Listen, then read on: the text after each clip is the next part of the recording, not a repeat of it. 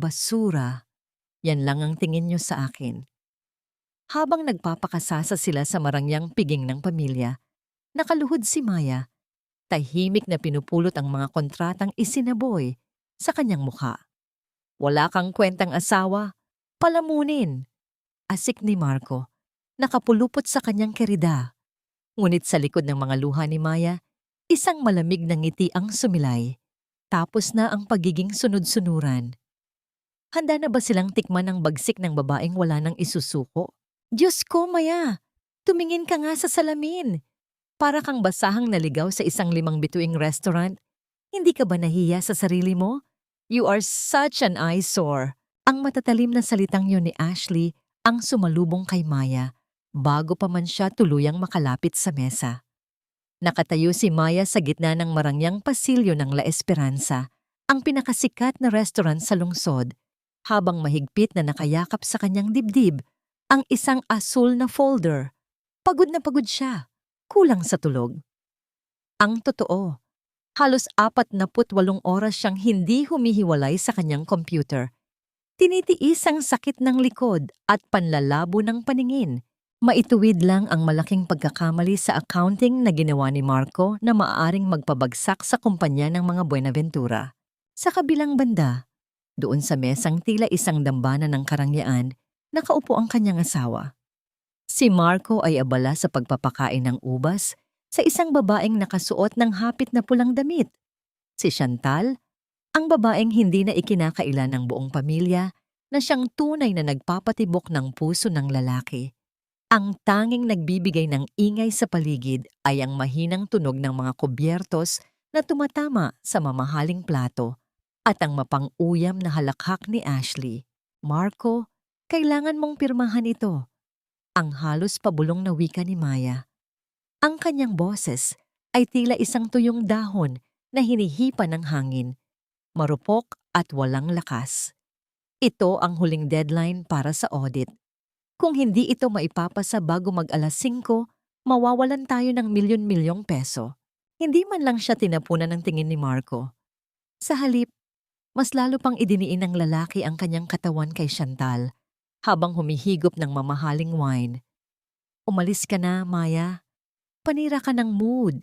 Ibigay mo na lang yan sa driver o iwan mo sa guard. Don't act like a hero, it's annoying. Tumawa si Chantal, isang tunog na tila mga bubog na bumabaon sa balat ni Maya. Honey, siguro ay gusto lang niyang makatikim ng steak kaya siya nandito. Look at her clothes, tila galing sa ukay-ukay na pinaglumaan ng panahon. Hindi na nakapagpigil si Ashley. Tumayo siya, kinuha ang baso ng malamig na tubig na may yelo at walang pag-aalinlangang ibinuhos ito sa mukha ni Maya. Ang lamig ng tubig ay tila libo-libong karayom na tumusok sa balat ng babae. Basang-basa ang kanyang buhok, ang kanyang luma ngunit malinis na blusa, at ang mahalagang folder na hawak niya. Oops! My hand slipped! Sabi ni Ashley habang ang kanyang mga mata ay naniningkit sa tuwa. Nang subukan ni Maya na punasan ang kanyang mukha, isang malakas na hampas ng palad ang dumapo sa kanyang kanang pisngi. Ang tunog ng pagtama ng balat sa balat ay umalingaw-ngaw sa tahimik na bahagi ng restaurant. Napalingon ang ibang mga bisita. Ang ilan ay nagbubulungan, ang ilan ay tahimik na nanonood sa nasasaksihang teleserye sa tunay na buhay. Hindi sumigaw si Maya, hindi rin siya gumanti. Nanatili siyang nakatayo, bagaman ang kanyang tuhod ay tila gumuho na sa ilalim ng bigat ng kahihiyan. Ang kanyang pisngi ay nagsimulang mag-init, isang pintig na tila sumasabay sa mabilis at masakit na tibok ng kanyang puso. Nararamdaman niya ang bawat patak ng tubig na gumugulong mula sa kanyang buhok patungo sa kanyang leeg, malamig at malupit. Ang folder na kanina lang ay maingat niyang iniingatan ay nahulog sa sahig. Ang mga pahina ng dokumento, ang bunga ng kanyang sakripisyo at katalinuhan, ay nagkalat sa maruming sahig na natapakan na ng maraming sapatos. Walang gumalaw para tulungan siya. Si Marco ay nanatiling nakaupo, tila walang nakita, tila ang babaeng sinampal sa harap niya ay hindi ang asawang nagligtas sa kanya mula sa kahihiyan ng maraming beses. Dahan-dahang lumuhod si Maya sa sahig. Hindi para magmakaawa, kundi para pulutin ang mga basang papel. Ang kanyang mga daliri ay nanginginig. Bawat haplos niya sa basang dokumento ay tila paghawak sa sarili niyang nadurog na dangal. Isang butil ng luha ang pumatak mula sa kanyang mata, sumasama sa tubig na galing sa baso ni Ashley, kaya walang nakahalata na umiiyak na siya. Sa ilalim ng lamesa, nakita niya ang sapatos ni Marco na marahas na inapakan ang dulo ng isa sa mga pahina. Hindi ito pagkakamali. Sinadya iyon ng lalaki upang mas lalo siyang pahirapan. Pinulot mo pa ang basurang yan, Maya. Bagay lang yan sa'yo, dahil ikaw mismo ay basura sa pamilyang ito. Asik ni Ashley bago ito muling umupo at magpatuloy sa pagkain na tila walang nangyari. Habang nakaluhod sa malamig na tiles, tila tumigil ang mundo para kay Maya. Ang bawat pangungutya, bawat sampal, at bawat pagbaliwala sa loob ng 7 taon ay tila nag-ipon-ipon sa isang sulok ng kanyang kaluluwa. Tiningnan niya ang kanyang mga kamay, ang mga kamay na nagtrabaho, nag-alaga, at nagpuno sa mga pagkukulang ng pamilyang ito. Bakit ko ba ito ginagawa? Bakit ko hinahayaang yurakan nila ang aking pagkatao para sa isang utang na loob na tila wala ng katapusan? Hanggang kailan ako mananatiling bilanggo ng isang pasasalamat na naging tanikala na sa aking leeg? Tumayo si Maya. Hawak ang mga basang papel na wala ng silbi. Hindi na siya tumingin kay Marco. Hindi na rin siya tumingin sa mapang-aping mukha ni Ashley. Lumakad siya palabas ng restaurant. Bawat hakbang ay tila pag-iwan sa isang bahagi ng kanyang lumang sarili. Ang hangin sa labas ay humahalik sa kanyang basang pisngi. Ngunit hindi na siya nanginginig sa lamig. Ang tanging nararamdaman niya ay ang isang matigas at malamig na kapasyahan na nagsisimulang mabuo sa kanyang puso. Huwag mong kakalimutan, Maya, na kung wala ang perang ibinigay ko 7 taon na ang nakalilipas, matagal nang nabulok ang nanay mo sa ilalim ng lupa. Ang boses ni Don Ricardo ay tila isang marahang bulong, ngunit ang bawat salita ay may bigat ng isang hatol ng kamatayan. Nakaupo ang matanda sa kanyang malawak na upuang gawa sa balat ng hayop habang ang usok mula sa kanyang mamahaling tabako ay dahan-dahang bumabalot sa silid-aklatan. Sa harap niya, nakatayo si Maya, basang-basa, nanginginig sa lamig, at may bakas pa ng pamumula sa kanyang kanang pisngi. Ito ang mansyon ng mga Buenaventura, isang palasyo ng ginto at marmol na itinayo sa ibabaw ng mga lihim at kasinungalingan. Para sa ibang tao, si Maya ang pinakamaswerteng babae dahil napabilang siya sa pamilyang ito. Ngunit para kay Maya, ang bawat sulok ng bahay na ito ay tila rehas na gawa sa utang na loob. Alam ko po, Don Ricardo, tugon ni Maya. Ang kanyang boses ay halos hindi marinig, nalulunod sa tunog ng malakas na ulan na humahampas sa malalaking bintanang salamin. Hinding-hindi ko po yon kinalimutan. Mabuti naman kung ganoon. Pagpapatuloy ng matanda habang dahan-dahang ibinababa ang kanyang tabako sa kristal na ashtray. Dahil ang utang na loob ay hindi nababayaran ng pera lang, katapatan ang hinihingi ko, Maya. Kaya bukas, bago sumikat ang araw, kailangan kong makita ang pirma ni Marco sa mga papeles na yan. Ayusin mo ang gusot na iniwan ng asawa mo. Iyan ang silbi mo rito. Tumalikod si Maya at tahimik na lumabas ng silid. Habang naglalakad siya sa mahabang pasilyo patungo sa kanyang munting silid sa dulo ng mansyon, nararamdaman niya ang hapdi ng kanyang pisngi na tila muling nag-aalab. Pumasok siya sa kanyang kwarto, isang silid na maliit at malayo sa karangyaan ng ibang bahagi ng bahay. Dito, hindi siya ang asawa ng isang Buenaventura. Dito, siya ay isang pagod na kaluluwang naghahanap ng hininga. Kinuha niya ang isang maliit na salamin at tiningnan ang kanyang refleksyon. Ang kanyang mga mata ay pagod, ngunit may isang bagong ningas na nagsisimulang mabuo sa kailaliman ng kanyang mga balintataw. Kinuha niya ang asul na folder na muntik nang masira sa restaurant. Maingat niyang inilatag ang mga pahina sa ibabaw ng kanyang mesa. Pinatuyo ang mga ito gamit ang isang malinis na tela. Habang tinitingnan niya ang mga numero, ang mga transaksyon, at ang mga pirma, isang bagay ang umagaw sa kanyang atensyon. Sa gitna ng mga komplikadong dokumento ng korporasyon, may isang pangalan na paulit-ulit na lumilitaw sa mga kahina-hinalang bank transfer. Isang pangalan na naging sanhi ng paghinto ng kanyang paghinga. Elena Brooks ang kanyang ina. Nanginginig ang mga kamay ni Maya habang binubuklat ang mga sumunod na pahina. Ang kanyang ina ay pumanaw na 3 taon na ang nakalilipas. Ngunit ayon sa mga dokumentong ito, patuloy pa ring tumatanggap ng milyon-milyong piso ang isang lihim na account sa ilalim ng pangalan nito. Ginagamit ng mga Buenaventura ang pangalan ng kanyang patay na ina upang maglaban ng pera, upang itago ang kanilang mga nakaw na yaman. Ang pasasalamat na dati ay bumubusal sa kanyang bibig ay biglang napalitan ng isang mapait na lasa ng pagtataksil. Ang perang sinasabi ni Don Ricardo na panggamot sa kanyang ina ay kinuha rin pala nila mula sa mga ilegal na gawaing ito. Pinagkakitaan nila ang kamatayan ng kanyang ina.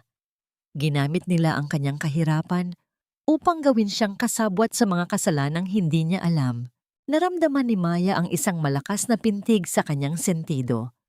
Ang bawat patak ng ulan sa labas ay tila isang paalala ng bawat luhang ibinuhos niya para sa pamilyang ito. Nanikip ang kanyang dibdib, ang bawat hininga ay tila isang pakikibaka laban sa bigat ng katotohanan. Ang pader ng mansyong ito, na dati ay tila proteksyon, ay biglang naging isang mapanirang bitag. Dahan-dahan niyang isinara ang folder. Ang kanyang mga mata ay hindi na lumuluha. Sa halip, ang mga ito ay naging kasing lamig ng gabi. Lumingon siya sa bintana, tinitingnan ang dilim na bumabalot sa buong Caldwell. Isang tanong ang paulit-ulit na umalingaw-ngaw sa kanyang isipan. Tila isang sumpa na hindi niya matakasan. Sapat na ba ang buhay ng aking ina para bayaran ang kaluluwang ninakaw ninyo sa akin? Hindi na sumagot ang kadiliman. Ngunit sa puso ni Maya, isang desisyon ang tuluyan ng naitanim.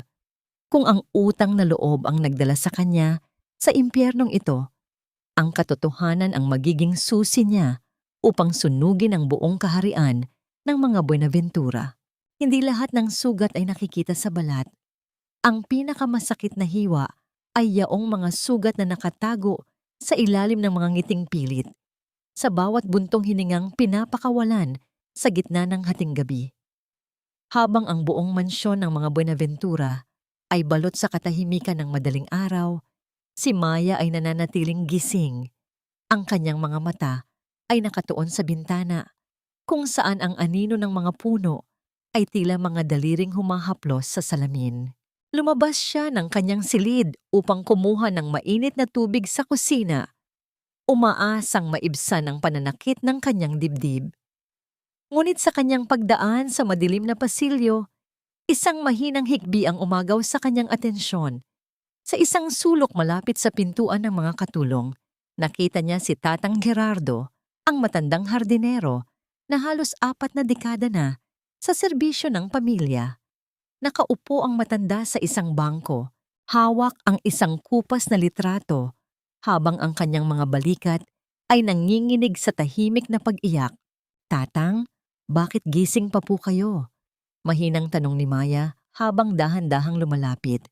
Mabilis na pinunasan ni Gerardo ang kanyang mga mata at pilit na ngumiti. "Wala ito, Maya. Naalala ko lang ang dati naming bukid. Alam mo, bago naging ganito kalawak ang lupain ng mga Buenaventura, may maliit kaming taniman doon sa dulo. Pero kinuha ng Don," sabi niya, "para daw sa development ng bayan. Wala kaming nagawa." Ramdam ni Maya ang pait sa boses ng matanda. Sa mansyong ito, hindi lang siya ang biktima. Bawat tao rito ay may kwentong ninakaw at pangarap na tinapak-tapakan. Bago pa siya makasagot, ang katahimikan ng gabi ay binalot ng ingay ng makina ng sasakyan mula sa labas. Ang gate ay bumukas at ilang saglit pa, ang pintuan ng mansyon ay marahas. Napabalagbag na bumukas. Pumasok si Marco na amoy alak at may gulugulong buhok. Sa likod niya ay ang kanyang mga kaibigan na tumatawa. Ngunit tumigil ang mga ito nang makita si Maya na nakatayo sa dilim. "Oh, nandyan ka pa pala, ang aking martir na asawa." Uyam ni Marco habang pasuray-suray na lumalapit. Kinuha niya ang kanyang pitaka at naglabas ng ilang libong piso. "Heto, pambili mo ng bagong damit. Iyan din ang pambayad sa sampal ni Ashley kanina. Huwag ka nang ngumawa kay Papa. Nakakairita ang mukha mong palaging parang namatayan." Ang mga papel na pera ay isinaboy ni Marco sa harap ni Maya. Ang bawat piraso ng papel ay dahan-dahang nahulog sa sahig, tila mga tuyong dahon sa paanan ng babae. Hindi gumalaw si Maya. Hinayaan niyang dumapo ang pera sa kanyang paa.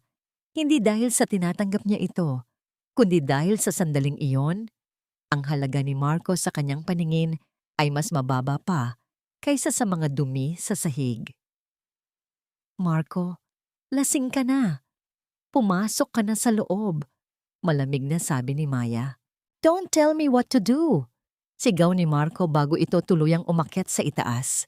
Iniwan ang amoy ng alak at ang malakas na tunog ng kanyang mga yabag sa hagdanan.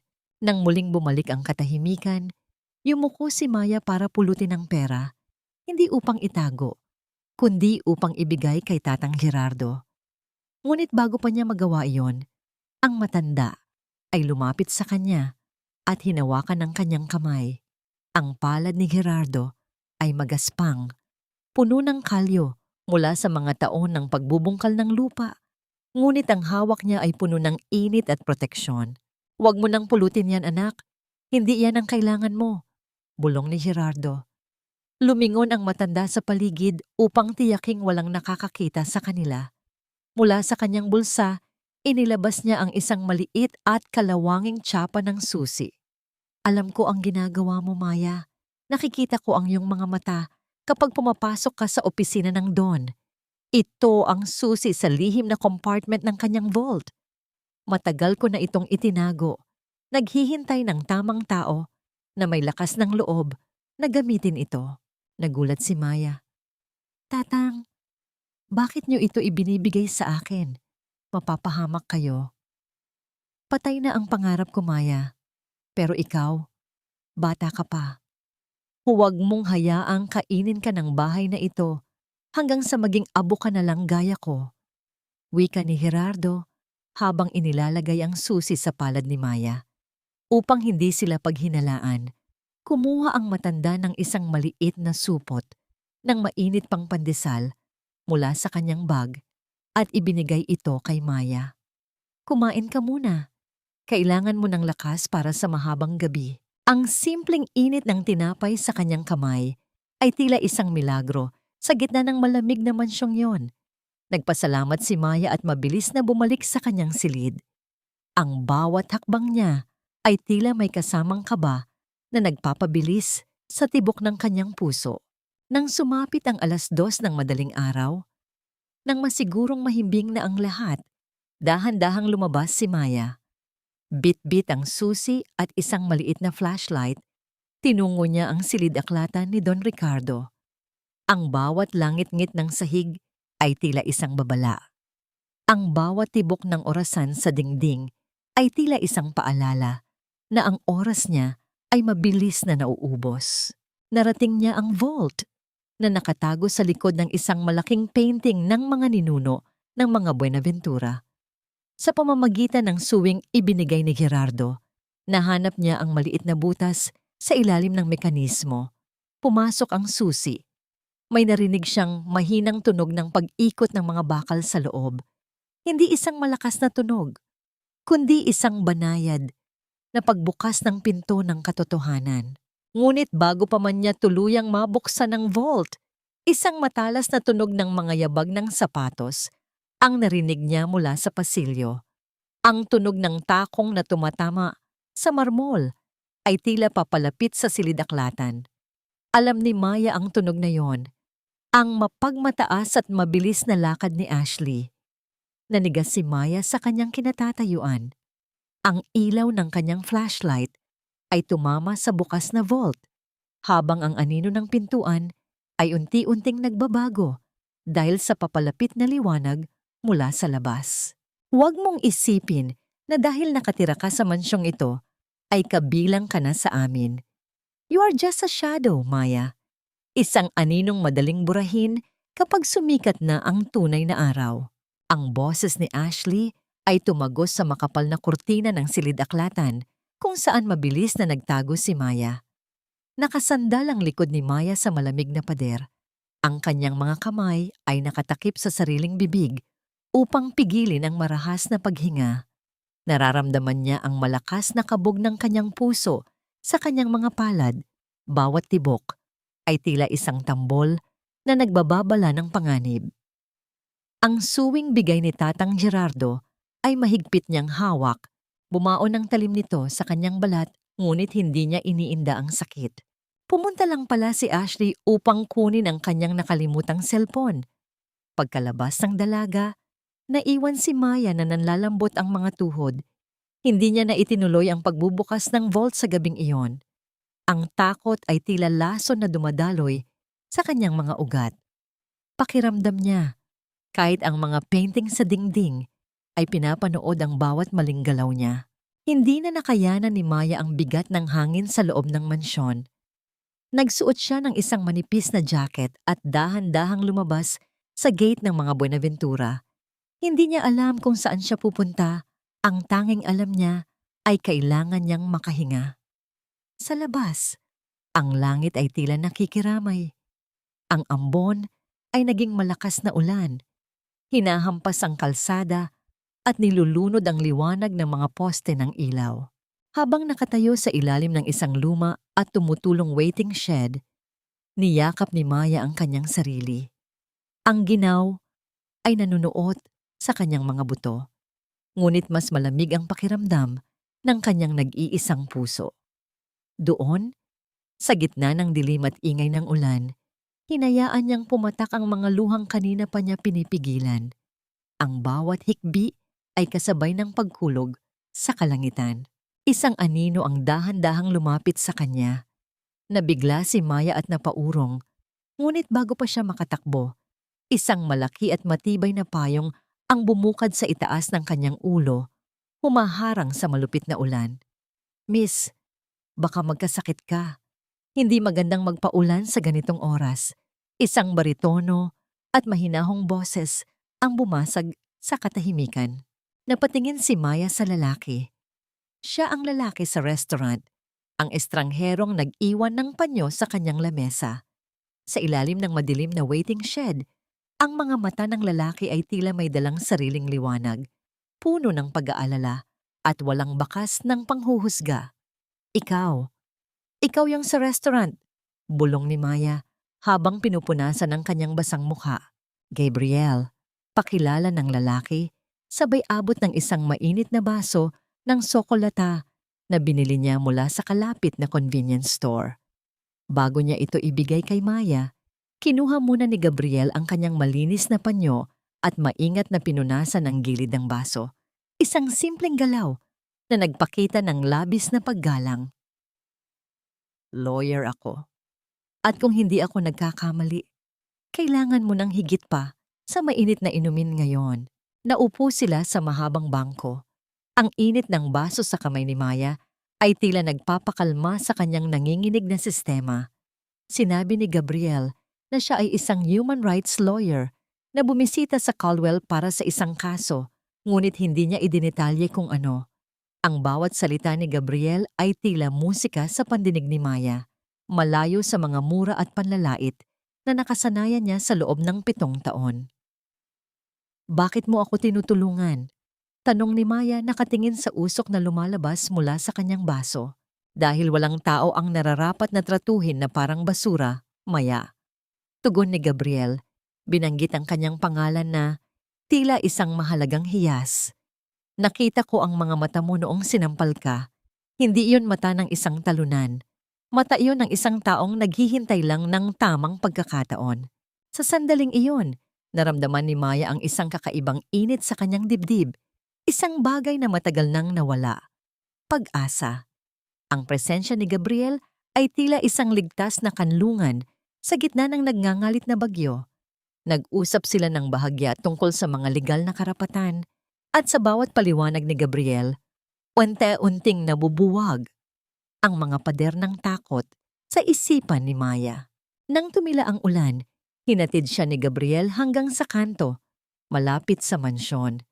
Mag-iingat ka, Maya. Heto ang card ko. Tawagan mo ako kung handa ka na. Handang lumaban. Bumalik si Maya sa mansyon na may bagong lakas. Ngunit ang kanyang maikling sandali ng kapayapaan ay agad na binura ng isang mas masakit na katotohanan. Pagpasok niya sa pintuan, nakita niya ang mga maleta sa sala. Nakasandal si Marco sa pader habang si Chantal, ang kanyang kerida, ay nakaupo sa paboritong sofa ni Maya habang hinihimas ang kanyang tila lumalaking tiyan. "Maya, mabuti at nandito ka na," sabi ni Marco na may malapad at demonyong nangiti. "Ipapasaayos ko ang kwarto mo kay Chantal. Dito na siya titira simula ngayon. At dahil buntis siya sa anak ko, kailangan niya ng mas malaking espasyo. Doon ka na muna sa kwarto ng mga katulong sa likod. Tutal, mas bagay ka naman doon." Nanigas si Maya. Ang card ni Gabriel sa loob ng kanyang bulsa ay tila nag-aapoy, nagpapaalala sa kanya na ang impyernong ito ay may hangganan. Tumingin siya kay Chantal na ngumisi sa kanya at kay Marco na tila tinitingnan siya bilang isang istorbo. Ang katahimikan ni Maya ay hindi dahil sa pagsuko, kundi dahil sa isang malamig na pag-unawa. Ang bawat hakbang ng pamilyang ito ay lalong nagpapahigpit sa lubid na wawakasan din ang kanilang kasamaan. Wala kang silbi, Maya. 7 taon. Pero hindi mo man lang nabigyan ng tagapagmana ang pamilyang ito. Kaya huwag kang magtaka kung bakit pinalitan ka na ng tunay na babae. Ang mga salitang yon ni Ashley ay tila mga lason na pilit isinusubo kay Maya habang pinapanood niya ang sariling mga gamit na marahas na inihahagis palabas ng kanyang silid. Ang malakas na tunog ng pagbagsak ng kanyang mga maleta sa sahig ay umalingaw-ngaw sa buong pasilyo, isang tunog na tila pagkadurog din ng huling piraso ng kanyang dignidad bilang asawa. Nakatayo si Chantal sa gitna ng kwarto, hawak ang isang mamahaling pabango ni Maya at walang pakundangan itong isinuspray sa hangin. "Amoy luma, Marco," reklamo ng babae habang nakasandal sa dibdib ng asawa ni Maya. "Gusto ko ng bagong kurtina, bagong kama. Ayoko nang may bahid ng pagiging baog sa kwartong ito." Hindi kumibo si Maya. Ang kanyang mga kamay ay nakakuyom sa gilid ng kanyang luma at kupas na bestida. Ramdam niya ang panunuyo ng kanyang lalamunan at ang mabilis na pagtibok ng ugat sa kanyang sentido. Ang sakit ay hindi na lamang nasa puso. Ito ay naging isang pisikal na bigat na tila gustong magpabagsak sa kanyang mga balikat. "Dalian mo, Maya. Pulutin mo ang mga kalat mo at lumipat ka na sa quarters sa likod," utos ni Marco, nang hindi man lang tumitingin sa kanya. "Huwag kang dadaan sa main hall kapag may bisita kami. Nakakahiya ang itsura mo." Luhod-tuhod na pinulot ni Maya ang kanyang mga damit sa sahig. Ang bawat tela na kanyang hinahawakan ay may dalang alaala. Ang blusa na suot niya noong unang anibersaryo nila. Ang panyo na binurda niya para kay Marco. Ngayon, ang mga ito ay tila mga basahan na lang na walang halaga. Nang maabot niya ang kanilang wedding photo na nahulog din, nakita niyang basag na ang salamin nito. Ang mga mukha nila sa litrato ay nahati ng isang malalim na lamat. Dahan-dahan niyang kinuha ang litrato mula sa frame. Hindi siya umiyak. Sa halip ginamit niya ang kahoy na frame upang harangan ang butas sa pintuan ng bago niyang silid. Isang maliit, mainit, at maalikabok na kwarto sa dulo ng kusina, malapit sa imbakan ng mga kagamitan sa hardin. Dito, ang tanging maririnig ay ang ingay ng mga daga at ang malakas na patak ng tubig mula sa sirang gripo sa labas. Pagkasara ng pinto, Agad na kinuha ni Maya ang kanyang maliit na laptop at ang USB na ibinigay ni Tatang Gerardo. Sa ilalim ng mahinang liwanag ng isang bumbilyang aandap-andap, sinimulan niyang buksan ang mga file. Ang bawat dokumento ay tila isang piraso ng puzzle na unti-unting nabubuo. Nakita niya ang listahan ng mga ghost employee ng kumpanya, mga pangalan ng mga taong hindi naman nagtatrabaho doon, ngunit tumatanggap ng malalaking sweldo na dumidiretso sa bulsa ni Don Ricardo. At doon, sa pinakailalim ng isang spreadsheet, nakita niya ang pangalan ng kanyang ina. Muli, ang halagang nakatala sa tabi ng pangalan nito ay sapat na upang makabili ng isang buong subdivision. Ginagamit nila ang katahimikan ng isang patay upang itago ang kanilang kasalanan. Nanginginig ang kanyang mga daliri habang tinitipa ang numero ni Gabriel. Alam niyang gabi na, ngunit ang apoy sa kanyang dibdib ay hindi na mapapatay ng kahit anong dilim. Gabriel! Bulong niya nang sagutin ng lalaki ang tawag. Ang kanyang boses ay nanginginig, hindi dahil sa takot, kundi dahil sa nagngangalit na determinasyon. Handa na ako. Ibigay mo sa akin ang lahat ng kailangan kong gawin para mapatunayan na ang bawat sentimo na ninakaw nila ay nakapangalan sa ina ko. I want them to pay. Hindi lang para sa akin, kundi para sa lahat ng buhay na sinira nila. Maya, makinig ka. Mahinahong sagot ni Gabriel sa kabilang linya. Ang boses nito ay tila isang mainit na kumot sa gitna ng malamig na kwartong iyon. Huwag kang padalos-dalos. Ang galit ay isang magandang gatong, pero ang katalinuhan ang magpapanalo sa atin. Bukas, magpadala ka ng kopya ng audit report na ginawa mo. I need to see the inconsistency. At Maya, huwag mong kakalimutan na hindi ka nag-iisa. Ibinaba ni Maya ang telepono at itinago ang USB sa loob ng punda ng kanyang unan. Humiga siya sa manipis na banig. Nakatingin sa kisame na puno ng agiw. Naririnig niya mula sa malayo ang halakhak ni na Marco at Chantal mula sa itaas. Mula sa silid na dati ay sa kanya. Isang tanong ang naglaro sa kanyang isipan bago siya tuluyang dalawin ng pagod. Kapag gumuho na ang tore ng ginto na kinatatayuan ninyo, sino kaya sa inyo ang unang luluhod sa paanan ng basura na itinapon ninyo ngayon? Sa dilim ng silid, isang maliit at malamig na ngiti ang sumilay sa labi ni Maya. Ang digmaan ay hindi pa tapos. Sa katunayan, kasisimula pa lang nito. Maya anak, halika, maupo ka muna. Alam kong pagod ka sa pag-aayos ng iyong bagong silid, ngunit kailangan ko ang iyong tulong sa huling pagkakataon. Ang boses ni Don Ricardo ay tila isang malambing na harana, ngunit sa pandinig ni Maya, ito ay tila gasgas na plaka na pilit siyang hinihila pabalik sa kanyang pagkakagapos. Nakaupo ang matanda sa likod ng kanyang dambuhalang mesa, hawak ang isang makapal na dokumento. Ang silid aklatan ay balot ng amoy ng lumang papel at ng matapang na amoy ng tabako na tila nanunuot sa bawat hibla ng damit ni Maya. Inilapag ni Don Ricardo ang dokumento sa harap ni Maya. Ito ang adjusted financial report ng kumpanya. May ilang maliliit na pagkakamali sa audit na kailangang itama para hindi tayo magkaroon ng problema sa gobyerno. Bilang Ketuan Trung, kailangan ko ang pirma mo rito. Para ito sa kaligtasan ng pamilyang nagbigay sa iyo ng lahat. Binasa ni Maya ang bawat linya. Ang kanyang mga mata, na sanay sa paghimay ng mga numero, ay mabilis na nakatukoy sa lason na nakatago sa gitna ng mga magagandang salita. Hindi ito simpleng pagwawasto, ito ay isang pag-amin. Ang bawat pirma niya sa mga pahinang ito ay maglilipat ng lahat ng pananagutan sa kanya. Kung sakaling magkaroon ng investigasyon sa tax evasion at embezzlement, siya ang magiging pain.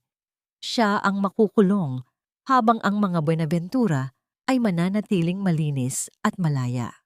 Don Ricardo, kailangan ko po itong suriing mabuti bago ko pirmahan. Mahinahong tugon ni Maya, kahit na ang kanyang puso ay tila gustong tumalon sa kanyang lalamunan dahil sa kaba. Maya, Ang boses ng matanda ay biglang lumalim, nawala ang tamis at napalitan ng isang malamig na pagbabanta.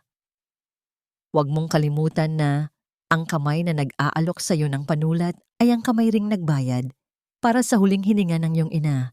Huwag kang maging ingrata. Lumabas si Maya mula sa silid bitbit ang bigat ng mundo. Sa tulong ni Tatang Gerardo, nagawa niyang makapuslit palabas ng mansyon upang makipagkita kay Gabriel sa aklatan ng bayan. Doon, sa pagitan ng matatangkad na estante ng mga libro, naghihintay ang lalaking tila naging tanging liwanag sa kanyang madilim na mundo. Nang makita ni Gabriel si Maya, agad itong tumayo. Ang pag-aalala sa mga mata ng abogado ay sapat na upang maramdaman ni Maya na may halaga pa siya. Ipinakita niya na sa akin ang bitag, Gabriel, bulong ni Maya habang inilalatag ang kopya ng dokumento. Siniyasat ni Gabriel ang mga papel. Ang kanyang mukha ay naging seryoso.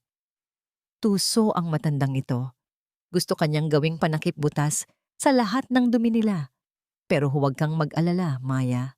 Tuturuan kita kung paano pirmahan ito sa paraang magmumukhang totoo, pero legal na walang bisa dahil sa pressure points at stroke ng panulat na ituturo ko sa iyo. Gagamitin natin ang sarili nilang bitag laban sa kanila. Habang nagpapaliwanag si Gabriel, hindi sinasadyang dumapo ang kanyang kamay sa ibabaw ng kamay ni Maya upang ituro ang isang partikular na sugnay. Tila tumigil ang pag-ikot ng mundo para kay Maya. Ang init ng palad ni Gabriel ay nagdulot ng isang kakaibang pintig sa kanyang puso, isang pakiramdam na hindi niya kailanman naramdaman kay Marco.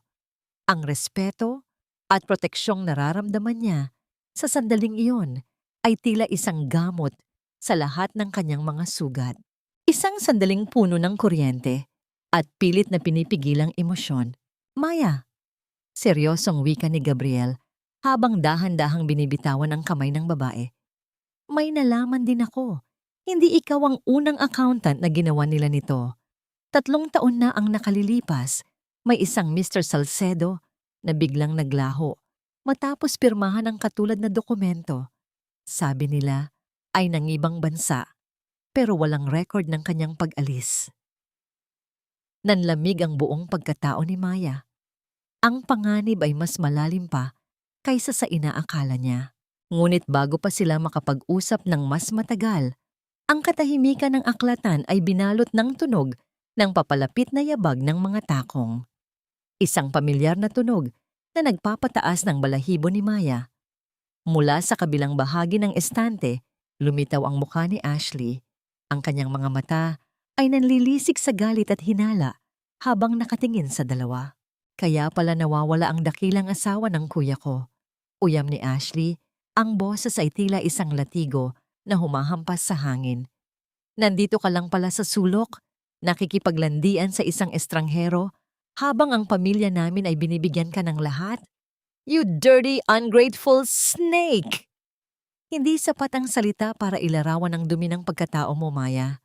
Habang ang pamilya namin ang nagpapakain sa iyo, nagagawa mong makipagkita sa lalaking ito sa isang tago at madilim na sulok? Ang boses ni Ashley ay tila matalas na kutsilyo na humihiwa sa katahimikan ng aklatan.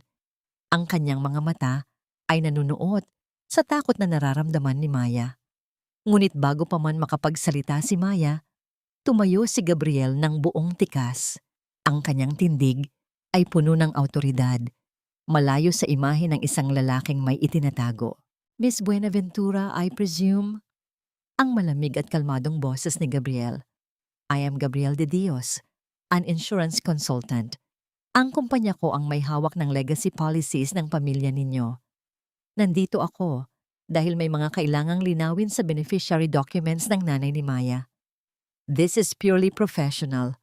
Kung gusto mong tingnan ang aking credentials, maaari tayong tumawag sa aking opisina ngayon din. Napatigil si Ashley. Ang kanyang pagiging arogante ay bahagyang nayanig sa direktang sagot ni Gabriel. Tiningnan niya ang mga papeles sa lamesa, mga dokumentong puno ng teknikal na salita na hindi niya naman naiintindihan. Insurance? Professional? Uyam ni Ashley sabay hablot sa braso ni Maya.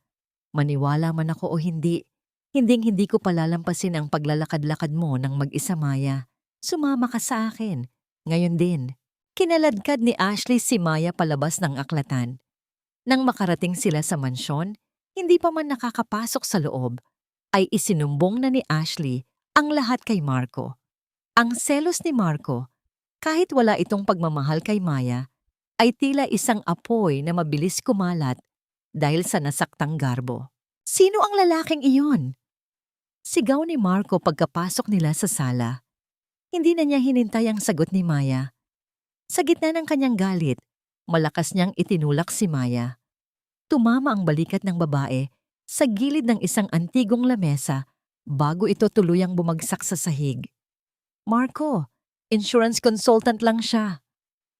Ang nanghihinang paliwanag ni Maya habang hawak ang kanyang nasaktang balikat. Ang sakit ay tila kuryenteng gumagapang sa kanyang buong braso. Wala akong pakialam, akin ka, Maya. Kahit anong gawin ko, kahit sino ang itira ko sa bahay na ito, asawa pa rin kita sa papel. At hindi ko papayagang bastusin mo ang pangalan ng mga Buenaventura. Bulyaw ni Marco bago ito tuluyang lumabas, iniwan si Maya na nakaluhod sa malamig na marmol. Isang dahan-dahang yabag ng sapatos ang lumapit sa kanya. Inakala ni Maya na babalik si Ashley para muling mangutya, ngunit nang iangat niya ang kanyang tingin, nakita niya si Tatang Gerardo.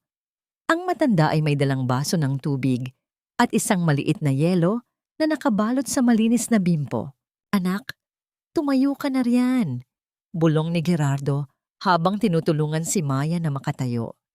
Inakay siya ng matanda patungo sa gilid ng hardin kung saan walang makakarinig sa kanila.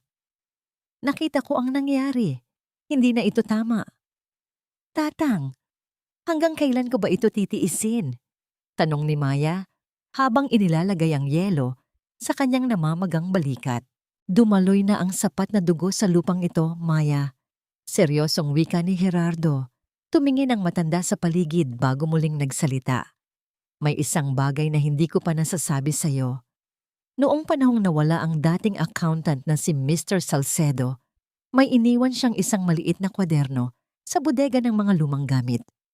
Doon nakasulat ang totoong listahan ng mga ari-arian ni Don Ricardo na hindi nakarehistro sa kumpanya. Iyon ang huling alas na maaari mong gamitin. Nasaan po ang bodega, Tatang? Ang mabilis na tanong ni Maya, tila biglang nakalimutan ng sakit ng kanyang katawan. Sa dulo ng lumang garahe, sa ilalim ng mga sako ng lupa. Ngunit mag-ingat ka, Maya. May mga sensor na doon simula noong nakaraang linggo. Naghintay si Maya hanggang sa mag-alas 12 ng gabi. Gamit ang kanyang madilim na damit, dahan-dahan siyang gumapang patungo sa lumang bodega. Ang amoy ng alikabok, amag at lumang kahoy ang sumalubong sa kanya. Sa pamamagitan ng mahinang liwanag ng kanyang cellphone, hinalungkat niya ang ilalim ng mga sako. Makapal na alikabok ang bumabalot sa bawat gamit. Ngunit sa gitna ng kadiliman, nakita niya ang isang itim na plastik na nakabaon sa lupa. Nang buksan niya ito, tumambad ang isang luma at selyadong kwaderno. Ngunit nang buksan niya ang unang pahina, napansin niyang may isang mahalagang bahagi na tila sadyang pinunit. Ang huling pahina kung saan naroroon ang kabuuan ng mga transaksyon ay nawawala. Sino ang kumuha nito? Sa gitna ng kanyang pag-iisip, biglang namatay ang ilaw ng kanyang cellphone dahil sa low battery. Ang buong bodega ay binalot ng pusikit na kadiliman. Isang tunog ng mabigat na paghinga ang narinig ni Maya mula sa kanyang likuran. Bago pa siya makasigaw, isang malaki at matigas na kamay ang biglang humawak sa kanyang kotay trongbong toy. Pinipigilan siyang makaalis. Ang bawat tibok ng puso ni Maya ay tila isang tambol na nagbababala ng kanyang nalalapit na katapusan. Sa gitna ng pusikit na kadiliman ng lumang bodega, ang kamay na nakahawak sa kanyang braso ay tila bakal sa higpit. Ngunit bago pa man makawala ang isang tili sa kanyang lalamunan, isang pamilyar na amoy ng tuyong dahon at tabako ang dumapo sa kanyang pang-amoy. Ako ito, Maya. Huwag kang maingay. Ang buong boses ni Tatang Gerardo ay tila isang anghel na bumaba mula sa langit upang iligtas siya. Nang bitawan ng matanda ang kanyang braso, naramdaman ni Maya ang pagdaloy muli ng dugo sa kanyang nanlalamig na balat. Sa tulong ng isang maliit at mahinang penlight na dala ng matanda, nakita ni Maya ang pag-aalala sa mukha ni Gerardo. Tatang, muntik na akong mamatay sa takot. Bulong ni Maya habang hinahaplos ang kanyang dibdib. Pasensya ka na anak. Nakita kong lumabas ka at napansin kong may mga lalaking nakaitim na umaaligid sa garahe. Mukhang hindi lang ikaw ang naghahanap sa kwadernong yan. Seryosong wika ni Gerardo. Inakay niya si Maya palabas sa isang lihim na lagusan sa likod ng bodega na natatakpan ng mga lumang gulong. Ibigay mo na yan kay Gabriel. Siya lang ang may kakayahang protektahan ang ebidensyang yan. At mag-ingat ka, Maya. May puting sasakyan na kanina pa nakaparada sa tapat ng gate. Hindi ko gusto ang pakiramdam ko rito. Kinabukasan, sa ilalim ng malawak at mayabong na puno ng nara, sa gilid ng liwasan, nagtagpo ang landas ni Maya at Gabriel. Ang sikat ng araw ay tumatagos sa pagitan ng mga dahon, lumilikha ng mga sayaw ng liwanag sa paligid nila. Malayo ito sa madilim at mapanghing amoy ng mansyon. Dito, ang hangin ay amoy damo at kalayaan. Inabot ni Maya ang kwaderno kay Gabriel. Nawawala ang huling pahina, Gabriel, pero ang mga naunang pahina ay sapat na para itumba ang kalahati ng korporasyon ng mga Buenaventura. Kinuha ni Gabriel ang kwaderno, ngunit sa halip na basahin agad ito, tiningnan niya muna ang mga mata ni Maya. Nakita niya ang pagod, ang takot, at ang unti-unting namumuong pag-asa. Alam mo ba kung bakit ako naging lawyer, Maya? Tanong ni Gabriel habang maingat na itinatago ang dokumento sa kanyang bag. Ang nanay ko. Dumaan din siya sa impyernong dinaranas mo ngayon. 7 taon siyang itinuring na parang gamit ng tatay ko. Noong bata ako, wala akong magawa, kundi panoorin siyang umiyak tuwing gabi. Namatay siyang hindi man lang nakaranas ng hustisya. Bahagyang humigpit ang hawak ni Gabriel sa kanyang tasa ng kape. Nang makita kita sa restaurant nung araw na yon, nakita ko ang nanay ko sa'yo, pero nakita ko rin ang pagkakaiba. Ikaw, Maya, may laban ka pa. At hinding-hindi ko hahayaang matapos ka na gaya niya. Naramdaman ni Maya ang isang mainit na bugso ng emosyon na gumapang mula sa kanyang puso patungo sa kanyang lalamunan. Sa loob ng 7 taon, ang mga salita ng suporta ay tila mga banyagang tunog na hindi niya maunawaan. Ngunit kay Gabriel, bawat kataga ay tila isang haplos na nagpapahilom sa kanyang mga sugat. Bakit mo ginagawa ito? Pwede kang mamatay, Gabriel. Alam mo kung gaano kalakas ang mga Buenaventura. Bulong ni Maya. Dahil ang isang buhay na may kalayaan ay mas mahalaga kaysa sa isang buhay na punong-puno ng takot. Tugon ni Gabriel.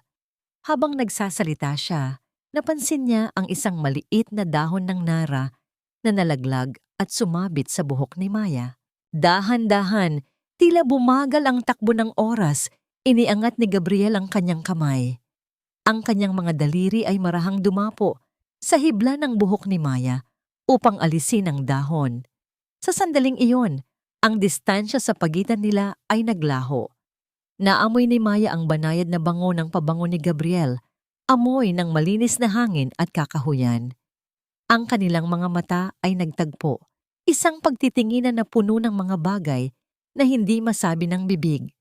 Respeto, pangungulila, at isang umuusbong na pag-ibig na ipinanganak sa gitna ng giyera. Agad na binawi ni Gabriel ang kanyang kamay, bahagyang nahihiya, ngunit ang kanyang tingin ay nanatiling nakatitig kay Maya. I'll protect you, Maya, kahit anong mangyari. Nang maghiwalay sila ng landas, naiwan si Maya na may isang munting ngiti sa kanyang mga labi. Ngunit ang kapayapaang iyon ay pansamantala lamang. Habang naglalakad siya pabalik sa sakayan, naramdaman ni Gabriel ang panginginig ng kanyang cellphone sa kanyang bulsa. Isang text message mula sa isang hindi kilalang numero ang tumambad sa kanya. Huwag mong dumiin ang iyong mga daliri sa mga bagay na hindi sa iyo, attorney. Minsan, ang hustisya ay mas masakit kaysa sa kamatayan. Umalis ka na sa Caldwell habang may oras ka pa. Hindi natinag si Gabriel, ngunit pagdating ng gabi, habang si Maya ay nakaupo sa kanyang maliit na kwarto sa mansyon, isang balita sa radyo ng kusina ang nagpabagsak sa basong hawak niya. Isang malakas na sunog ang nagaganap ngayon sa Grand Heritage Hotel sa sentro ng Caldwell. Ayon sa mga otoridad, nagsimula ang apoy sa ikatlong palapag, kung saan tumutuloy ang mga banyagang panauhin at mga abogado. Ang ikatlong palapag, ang kwarto ni Gabriel, nanlamig ang buong pagkatao ni Maya. Ang apoy na nakikita niya mula sa malayo na nagpapapula sa langit ng gabi ay tila isang malaking tawa ni Don Ricardo na nagsasabing, "Walang makakatakas sa akin." Tila tumigil ang pag-ikot ng mundo para kay Maya habang pinapanood ang naglalagablab na apoy mula sa screen ng maliit na telebisyon sa kusina. Ang bawat kislap ng pula at kahel na sumasayaw sa langit ay tila mga tawa ng demonyo na nanunuot sa kanyang sistema. Ang basong nabitawan niya ay nadurog sa sahig. Ang mga pira-piraong kristal ay kumalat sa kanyang paanan. Tila ang sarili niyang puso na nawasak sa sandaling iyon. "Gabriel," bulong niya, ang kanyang boses ay tila isang hangin na nawalan ng lakas. Sa gitna ng kanyang pagkasindak, naramdaman niya ang panginginig ng kanyang cellphone sa bulsa ng kanyang apron. Mabilis niya itong kinuha, isang hindi kilalang numero. Sa pagpindot niya ng sagot, halos hindi siya makahinga. "Maya, huminga ka. Ligtas ako." Ang boses ni Gabriel ay bahagyang paos. Naririnig ang ingay ng mga sirena at kaguluhan sa kabilang linya. Ngunit para kay Maya, iyon ang pinakamagandang himig na narinig niya sa buong buhay niya. "Nakaalis ako bago lumaki ang apoy. At ang mga dokumento, nailipat ko na sa isang ligtas na vault sa kabilang bayan bago pa man mangyari ito. Hindi nila nakuha ang gusto nila." Isang malalim na buntong hininga ng pasasalamat ang kumawala sa dibdib ni Maya. Ngunit bago pa siya makapagsalita ng higit, naramdaman niya ang isang malamig na presensya sa kanyang likuran. Mabilis niyang ibinaba ang telepono at itinago ito. Nakatayo sa pintuan ng kusina si Don Ricardo. Ang anino nito ay tila isang dambuhalang linta na handang sumipsip ng huling patak ng kanyang pag-asa. Sa kanyang kamay ay hawak ang isang bagong dokumento, isang mortgage contract para sa maliit na bahay at lupa na naiwan ng ina ni Maya sa kanilang probinsya. "Maya, kailangan ng kumpanya ng karagdagang puhunan. Ang bahay ng nanay mo, kailangang isanla para maisalba ang negosyo." Wika ng matanda sa kanyang nakasanayang boses na tila nagmamalasakit ngunit puno ng kamandag. "Huwag kang mag-alala. Babayaran din natin yan kapag naging maayos na ang lahat. Pirmahan mo na ito." Ito na ang huling hantungan ng kabuktutan ni Don Ricardo.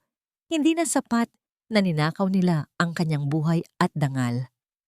Ngayon, pati ang huling alaala ng kanyang ina ay gusto nilang gawing abo. "Don Ricardo, hindi ko po pwedeng gawin iyan. Iyon na lang ang tanging naiwan sa akin ni nanay." Matatag na sagot ni Maya, kahit na ang kanyang mga tuhod ay nanginginig. Isang matunog na sampal ang muling dumapos sa kanyang pisngi, ngunit hindi mula kay Don Ricardo. Si Ashley, na kanina pa pala nakikinig sa gilid, ay sumulpot at muling dinuro si Maya.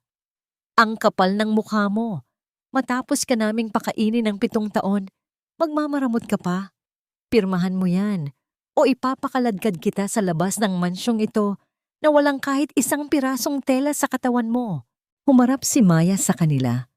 Sa pagkakataong ito, hindi niya hinawakan ang kanyang namamagang pisngi.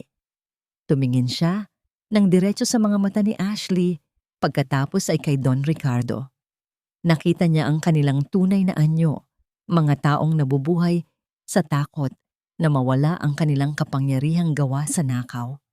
"Sige po, pipirmahan ko," malamig na sabi ni Maya. Kinuha niya ang panulat. Ngunit sa kanyang isipan, naaalala niya ang bawat turo ni Gabriel tungkol sa stroke ng panulat at pressure points. Pinirmahan niya ang dokumento gamit ang isang pirma na sa paningin ay tila kanya. Ngunit sa ilalim ng pagsusuri ng isang eksperto, ito ay isang malinaw na hudyat ng pamumuwersa at ilegal na transaksyon. Ibinigay niya sa kanila ang isang sandata na magiging sarili nilang bitay. Matapos makuha ang gusto, tumawa ng mapanguyam si Ashley. Mabuti at natauhan ka rin, basurera. Maghanda ka. Bukas ay ang ika-60 anibersaryo ng pamilya Buenaventura. Magkakaroon tayo ng malaking fiesta. Gusto ni Papa na nandoon ka sa entablado, nakangiti, para ipakita sa buong bayan kung gaano kami kabuti sa isang tulad mo.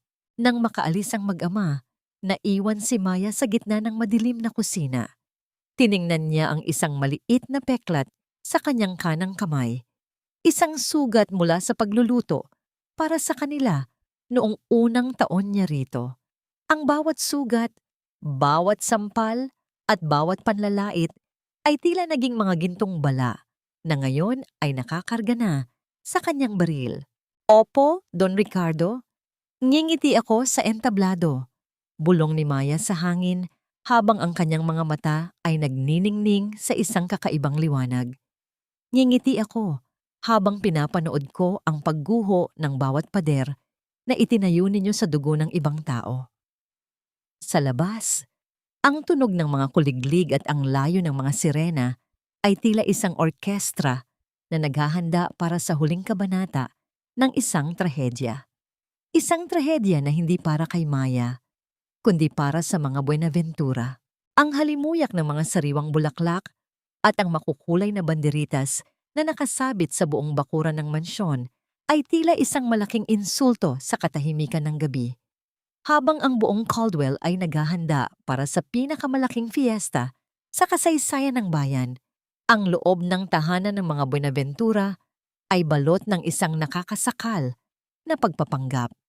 Ang bawat pukpok ng martilyo sa pagtatayo ng entablado sa labas ay tila isang kuko na ibinabaon sa kabaong ng nakaraan ni Maya. Sa loob ng kanyang munting silid na masikip at maalikabok, tahimik na nag-aayos si Maya. Wala siyang mamahaling alahas o seda, ngunit ang kanyang mga mata ay may dalang ningning na mas matalas pa sa anumang diamante. Lumapit sa kanya si Tatang Gerardo, dala ang isang maliit na bayong na naglalaman ng kanyang mga lumang gamit. Anak, nakaayos na ang lahat. Gaya ng bilin mo, aalis na ako bago magsimula ang ingay bukas, bulong ng matanda. Ang kanyang tinig ay nanginginig sa pag-aalala. Sigurado ka ba rito, Maya? Kapag nagsimula na ang ulan, walang sino man sa atin ang makakatakas sa baha. Hinawakan ni Maya ang magaspang na kamay ng matanda. Tatang, sapat na ang 4 na dekada mong pagtitiis. Karapatan mo nang makitang muli ang bukid na ninakaw sa'yo. Huwag kang mag-alala sa akin. Kasama ko ang katotohanan at kasama ko si Gabriel. Isang mahigpit na yakap ang naging huling pamamaalam ni Gerardo. Ang tunog ng kanyang marahang yabag, paalis sa likurang bahagi ng mansyon, ay tila pagputol sa huling hibla ng kanyang pagiging bilanggo. Ngayon, si Maya na lamang ang natitira sa loob ng kuta ng mga kaaway. Kinuha ni Maya ang kanyang cellphone.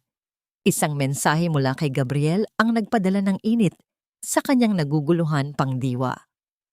Nakaabang na ang mga awtoridad. Ang lahat ng dokumentong ibinigay mo, pati na ang pirma mong may palatandaan ng pamumuwersa, ay sapat na para sa isang warrantless arrest. Magkita tayo sa dulo ng entablado bukas. Mag-ingat ka, aking Maya. Aking Maya. Ang dalawang salitang yon ay tila isang dalangin na nagbigay sa kanya ng lakas na tumayo ng tuwid.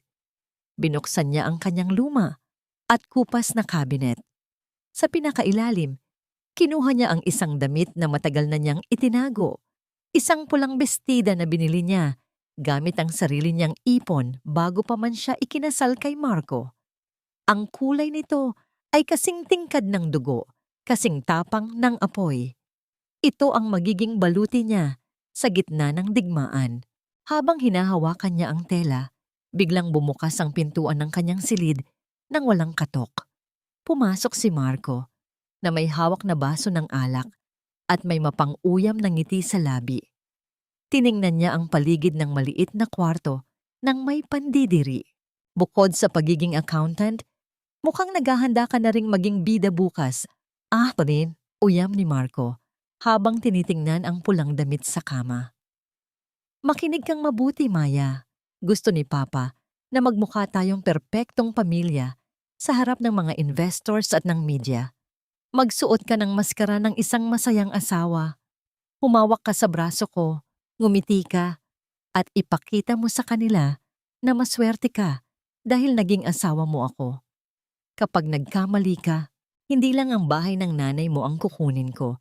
Sisiguraduhin kong sa kalsada ka na mamamatay. Lumapit si Marco at marahas na hinawakan ng panga ni Maya. Pinipilit itong tumingin sa kanyang mga mata. Naintindihan mo ba, basurera? Sa halip na manginig o umiyak, isang banayad at misteryosong ngiti ang sumilay sa labi ni Maya. Ang kanyang mga mata ay nanatiling kalmado, tila isang lawa bago ang malakas na bagyo. Opo, Marco, sagot ni Maya sa isang boses na kasing lamig ng yelo. Nangangako ako. Bukas, ibibigay ko sa inyo ang isang palabas na hinding-hindi ninyo malilimutan habang kayo ay nabubuhay. Nabigla si Marco sa kawalan ng takot sa boses ni Maya, ngunit ipinagwalang bahala niya ito bilang guni-guni lamang ng kanyang pagkalasing. Lumabas siya ng silid habang tumatawa.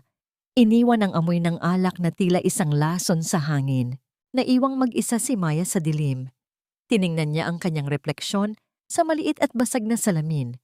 Hindi na niya nakikita ang babaeng sinasampal, ang babaeng umiiyak, o ang babaeng nagmamakaawa para sa pag-ibig. Ang nakikita niya ngayon ay isang bagong nilalang, isang reyna na handa ng sunugin ang sarili niyang kaharian upang makapagsimulang muli. Bukas, sa ilalim ng liwanag ng fiesta, ang bawat kasinungalingan ng mga Buenaventura ay magiging abo. At sa gitna ng apoy, doon siya muling isisilang.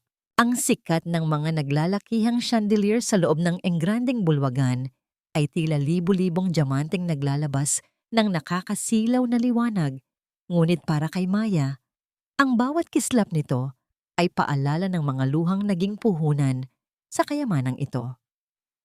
Ang bango ng mga mamahaling pagkain at ang tunog ng marikit na musika mula sa isang pangkat ng mga violinist ay bumubuo sa isang imahe ng kasaganaan, isang kasaganaang itinayo sa ibabaw ng mga pangarap na dinurog at mga buhay na ninakawan ng dangal. Nakatayo sa gitna ng entablado si Don Ricardo, suot ang kanyang pinakamahal na suit at ang isang nangiting tila galing sa isang santo. Sa loob ng 60 taon, wika ng matanda, ang boses ay umaalingaw-ngaw sa buong bulwagan sa pamamagitan ng mga mamahaling speaker. Ang pamilya Buenaventura ay naging sandigan ng bayan ng Caldwell. Ang bawat tagumpay namin ay tagumpay ninyong lahat.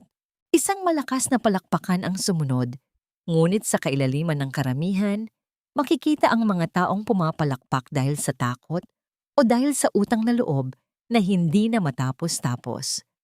Sa isang tabi, suot ang kanyang pulang bestida na tila isang naglalagablab na apoy. Sa gitna ng kadiliman, nakatayo si Maya. Ang kanyang buhok ay maayos na nakapusod.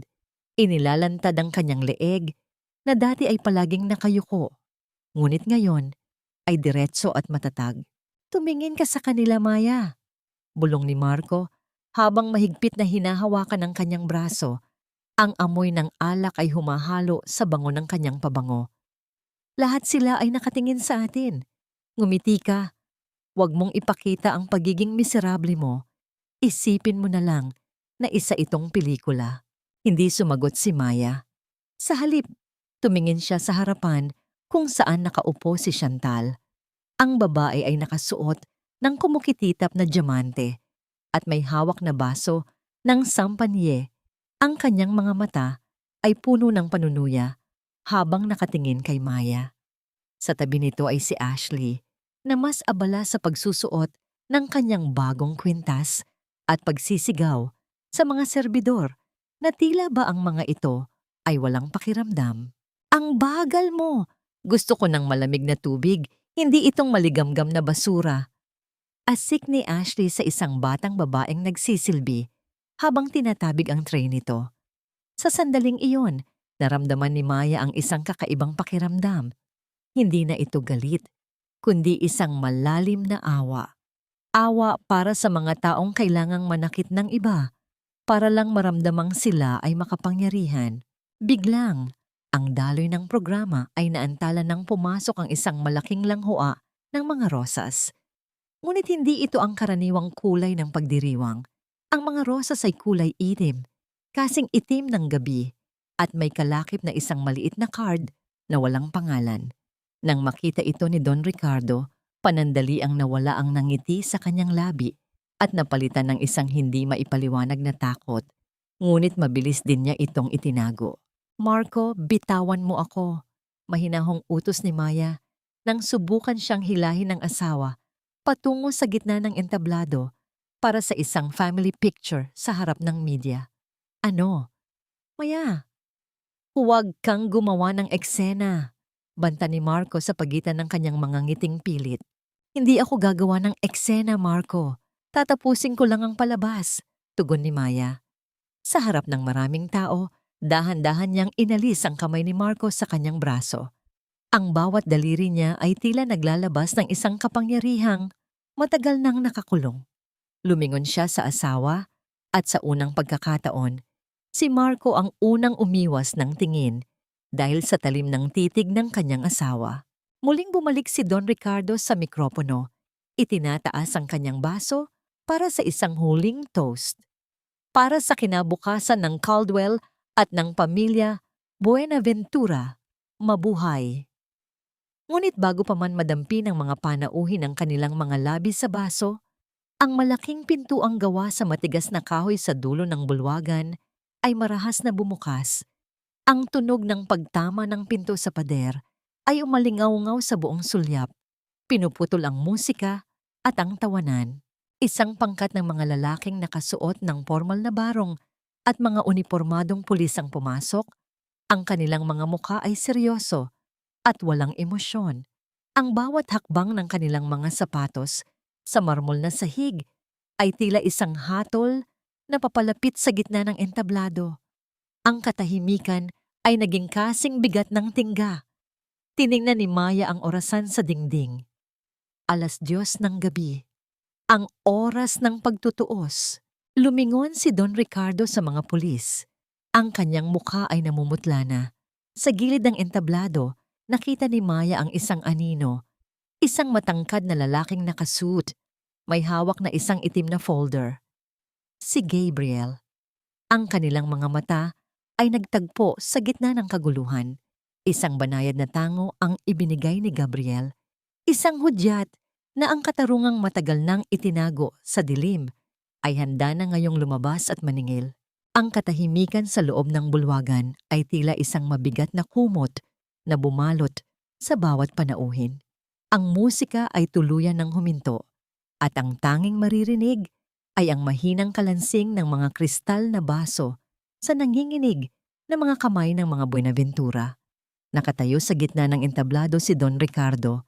Ang kanyang mukha na kanina ay punong-puno ng garbo ay tila unti-unting naging abo sa putla. Ano ang kahulugan nito? Bulyaw ni Don Ricardo, pilit na ibinabalik ang kanyang mapang-uyam na awtoridad. Kilala niyo ba kung sino ang kinakausap ninyo? Mayor ang kaibigan ko at ang mga matataas na opisyal sa Maynila ay nasa ilalim ng aking mga kamay. Isang matangkad na opisyal ng pulisya ang humakbang pasulong. Hindi ito natinag sa banta ng matanda. Sa halip, naglabas siya ng isang puting papel na may selyo ng korte. Don Ricardo Buenaventura, meron kaming warrant of arrest para sa inyo. Kayo ay inirereklamo ng plunder, tax evasion, at money laundering. Kasama rin sa warrant na ito sina Marco Buenaventura at Ashley Buenaventura para sa sabwatan at falsification of public documents. Isang malakas na singhap ang umalingaw-ngaw sa buong sulyap. Ang mga panauhin na kanina ay abala sa pagpuri sa pamilya ay mabilis na umurong. Tila ba ang mga Buenaventura ay may nakakahawang sakit na dapat iwasan. Hindi maaari, sigaw ni Ashley habang mahigpit na hawak ang kanyang bagong kwintas. Ang kanyang boses ay tila isang sirena ng bumbero sa talinis. Si Maya, siya ang accountant. Siya ang dapat ninyong arestuhin. Siya ang magnanakaw. Siya ang gumawa ng lahat ng dumi sa kumpanya.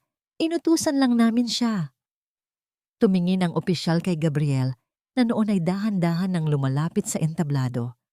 Ang itim na folder na hawak ni Gabriel ay dahan-dahan niyang binuksan at iniharap sa lahat. Mali ka, Ashley, ang malamig na wika ni Gabriel.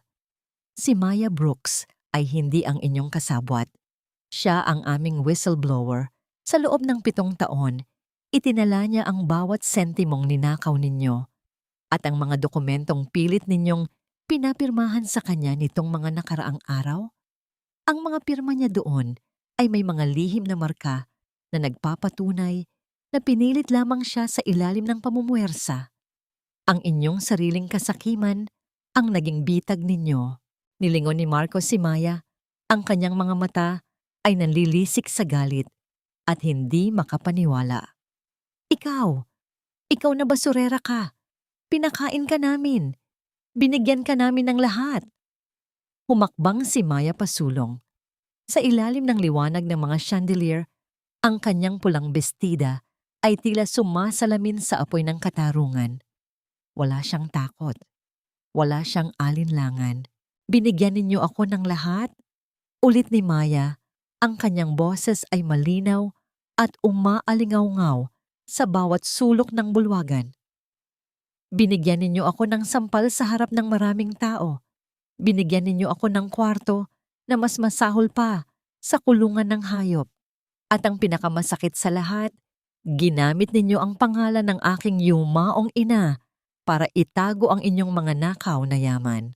Ang bawat sentimong sinasabi ninyong pambayad sa aking utang na loob ay galing din sa pawis at dugo ng mga taong ninakawan ninyo ng lupa at pangarap. Dahan-dahang itinaas ni Maya ang kanyang kamay sa kanyang dibdib. Tinanggal niya ang gintong brooch na may huyas ng pamilya Buenaventura, ang simbolo ng kanyang pagiging bilanggo sa pamilyang yon. Isang banayad na pagbitaw at ang gintong hiyas ay nahulog sa loob ng baso ng sampanye ni Don Ricardo. Lumikha ng maliliit na bula ng kahihiyan. Tapos na ang utang na loob, Don Ricardo, wika ni Maya. Ngayon, ang batas naman ang sisingil sa inyo. Nang marinig ang tunog ng mga posas na inilalabas ng mga pulis, tuluyan nang nawala ang kontrol ni Marco. Sa kanyang sobrang galit at kahihiyan, sumigaw siya ng malakas at mabilis na sumugod kay Maya. Ang kanyang kamay ay nakataas upang muling saktan ng babae sa huling pagkakataon. Ngunit bago pa man madampi ng kamay ni Marco ang balat ni Maya, isang mabilis at malakas na kamay ang humuli sa kanyang braso. Si Gabriel. Sa isang mabilis na galaw ng isang taong sanay sa pagtatanggol, inikot ni Gabriel ang braso ni Marco at itinulak ito palayo kay Maya, direkta sa paanan ng mga pulis. Huwag mong susubukang hawakan siya kailanman. Ang banta ni Gabriel. Ang kanyang mga mata ay naglalabas ng isang delikadong ningning na nagpatahimik kay Marco. Isa-isang pinusasan ang mga Buenaventura. Ang sigaw ni Ashley, ang pagmura ni Marco, at ang huling pagtatangka ni Don Ricardo na makiusap ay tila naging malabong ingay na lang sa pandinig ni Maya. Pinanood niya silang ilabas ng sulyap. Sa ilalim ng mga flash ng kamera ng media na kanina ay naroon para purihin sila. Ngunit ngayon ay naroon para itala ang kanilang pagbagsak. Nang maiwang mag-isa sina Maya at Gabriel, sa gitna ng nagkagulong bulwagan, lumapit ang abogado sa kanya. Ayos ka lang ba, Maya? Tumingin si Maya sa paligid. Ang mansyong ito na dati ay tila isang higanting halimaw, ay tila naging isang walang laman, nakakahuyan na lang. Isang malalim na hininga ang pinakawalan niya. Sa wakas, bulong ni Maya. Sa wakas malaya na ako. Ngunit sa gitna ng katahimikan, isang mabilis na anino ang nakita ni Maya na tumatakbo palabas ng likurang pinto. Ang kerida ni Marco na si Chantal, bitbit ang isang malaking bag na tila naglalaman ng mga hiyas na ninakaw mula sa kwarto ni Don Ricardo sa gitna ng kaguluhan. Ang ingay ng mga sirena ng pulis na humihiyaw sa labas ng mansyon ay tila isang malupit na musika na nagtatapos sa dekada ng paghahari ng mga Buenaventura. Habang pinapangunahan ng mga awtoridad, sina Don Ricardo at Ashley palabas ng bulwagan, ang mga panauhin ay nahati. Lumilikha ng isang madilim na pasilyo ng kahihiyan para sa pamilyang dati ay kanilang sinasamba. Ngunit sa gitna ng kaguluhan, isang boses ang umalingaw-ngaw malapit sa pintuan ng kusina. Bitawan niyo ako. Akin ang mga ito. Pinaghirapan ko ito. Napalingon si Maya at si Gabriel. Doon, sa harap ng isa pang pangkat ng mga pulis, ay nahuli si Chantal. Ang kanyang mamahaling bag ay nakabukas. Bumubuhos mula rito ang mga kwintas na perlas, mga gintong relo, at mga diamanteng ninakaw niya mula sa vault ni Don Ricardo sa gitna ng kalituhan. Napatigil si Marco, na noon ay pinoposasan na rin, at tumingin sa kanyang kerida. Chantal, kinuha mo ang mga alahas ni Papa? Akala ko ba mahal mo ako? Tumawa si Chantal. Isang matalim at mapait na tawa na tila humihiwa sa huling hibla ng pagkatao ni Marco. Mahal? Marco, gamitin mo nga ang utak mo. Sino ang magmamahal sa isang lalaking walang silbi at tanging apelido lang ang maipagmamalaki? Ginamit lang kita para makalapit sa kaba ng tatay mo. At ngayong lulubog na ang barko ninyo, sa tingin mo ba sasama ako sa inyo sa kangkungan? Ang mukha ni Marco ay naging isang larawan ng ganap na pagkawasak. Ang babaeng ipinagpalit niya sa kanyang asawa, ang babaeng naging dahilan ng kanyang pagiging malupit kay Maya, ay ang siya ring unang dumura sa kanyang mukha sa oras ng kagipitan. Lumapit si Maya sa kanilang tatlo na ngayon ay magkakasama na sa harap ng mga sasakyan ng pulis. Huminto ang mundo para sa kanila.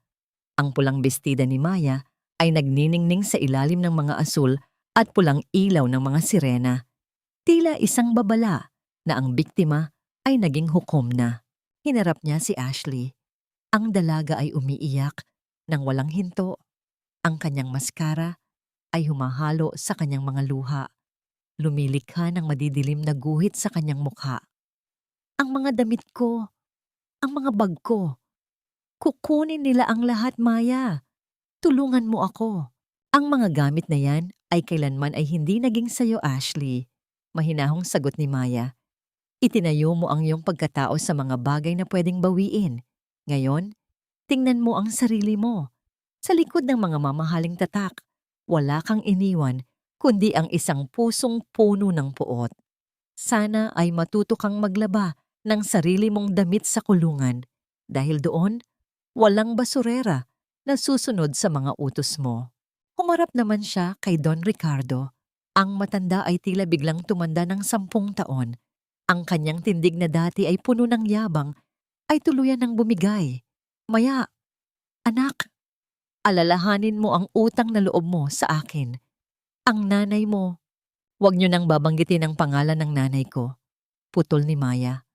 Ang kanyang boses ay naging kasing talim ng kidlat. Ang utang na loob ko ay binayaran ko na ng 7 taon ng aking buhay. Ang bawat sentimong ibinayad ninyo sa ospital ay kinuha ninyo rin sa amin nang makasampung ulit nang gamitin ninyo ang kanyang pangalan sa inyong mga krimen. Kayo ang may utang sa amin, Don Ricardo. Utang ninyo sa amin ang aming kapayapaan. At huli, tumingin siya kay Marco. Ang lalaking dati ay tila higante sa kanyang paningin. Ngayon ay tila isang maliit na bata na nawawala sa gitna ng dilim. Maya, patawarin mo ako, bulong ni Marco. Ang kanyang mga mata ay puno ng pagsisisi, ngunit huli na ang lahat. Hindi sumagot si Maya. Hindi na kailangan ng mga salita. Ang kanyang pananahimik Ang pinakamasakit na sagot sa lahat ng kasalanan ni Marco. Tumalikod siya. Iniwan silang tatlo na isinasakay na sa loob ng mga sasakyan. Ang tunog ng pagsasara ng pinto ng pulis ay tila ang tunog ng isang aklat na tuluyan ng tinapos. Lumapit si Gabriel at ipinatong ang kanyang kamay sa balikat ni Maya. Isang banayad na haplos na nagparamdam sa kanya na tapos na ang giyera. Nakaalis na si Tatang Gerardo, Maya. Ligtas na siya sa probinsya. Hinihintay ka niya doon. Salamat, Gabriel. Wika ni Maya. Kinuha niya mula sa kanyang bulsa ang susi ng mansyon, ang malaki at mabigat na susi na tila naging simbolo ng kanyang pagkakakulong. Lumakad siya patungo sa fountain, sa gitna ng bakuran, at doon ay inihulog ang susi. Ang tunog ng pagtama ng metal sa tubig ay tila isang huling paalam. Lumabas sila ng gate ng mansyon. Sa labas, ang hangin ay amoy ulan at kalayaan.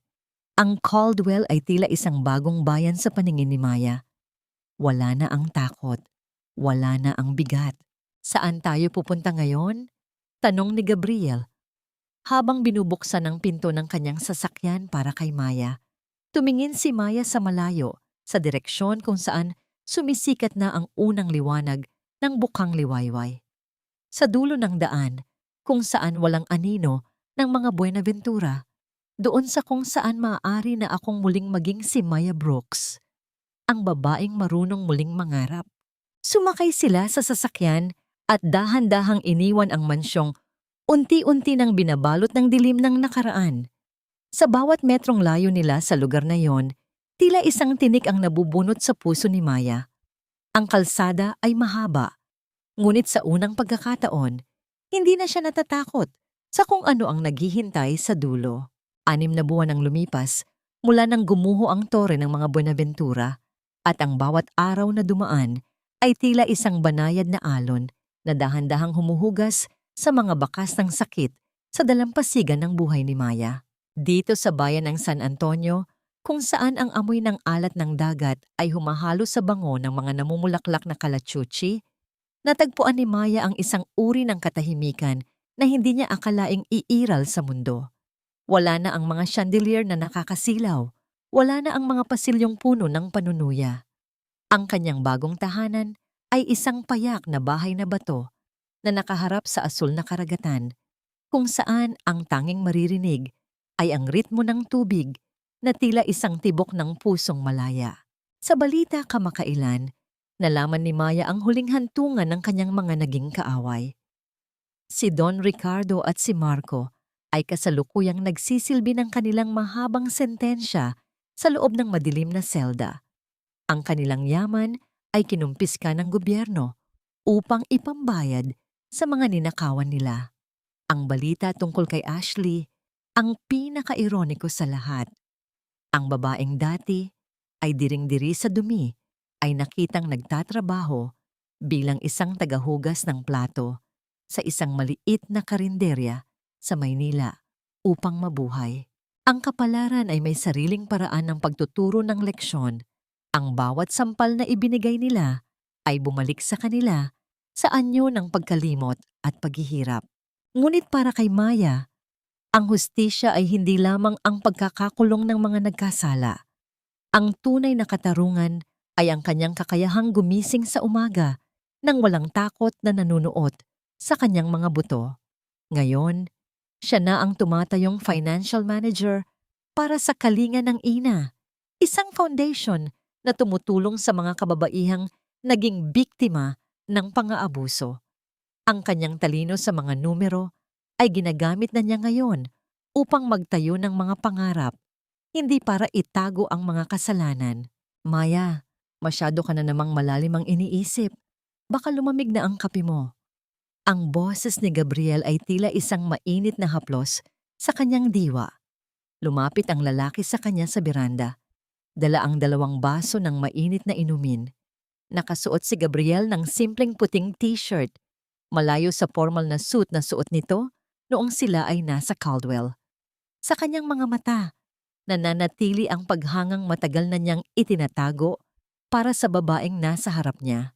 Dahan-dahang ipinatong ni Gabriel ang kanyang kamay sa baywang ni Maya at marahang dinitkit ang kanyang noo sa balikat ng babae.